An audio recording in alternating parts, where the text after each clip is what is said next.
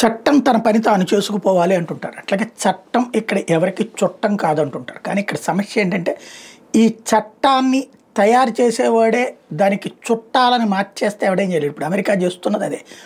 ఓ పక్కన రష్యాతో ఆయిల్ కొంటున్న చైనాకేమో తక్కువ టారిఫ్లు వేస్తుంది, అదే సమయంలో భారత్కేమో ఎక్కువ టారిఫ్లు వేస్తుంది.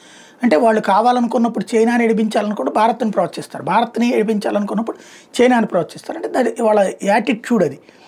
అదే సందర్భంలో ప్రపంచ శాంతి కోరుకున్నట్టు భారతదేశాన్ని ఇబ్బంది పెడుతుంటారు. అందుకనే జైశంకర్ ఒక కీలకమైనటువంటి వ్యాఖ్య చేశారు. గ్లోబల్ ఆర్డర్ అన్నటువంటిది ఫెయిర్గా ఉండాలి, ప్రపంచపు ఆలోచన తీరు వ్యవహార శైలి విషయంలో ఫెయిర్నెస్ కావాలి, అది కరువు అవుతోంది ట్రంప్ టారిఫ్స్ ద్వారా అన్నటువంటి విషయాన్ని చాలా ఘాటుగా చెప్పుకొచ్చారు.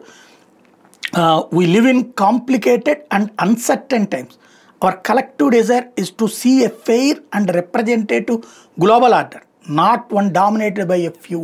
అది ఒకళ్ళ మీదన కొంతమంది కలిసి డామినేట్ చేయడాన్ని అంగీకరించే పరిస్థితి కాదని తేల్చి చెప్పారు.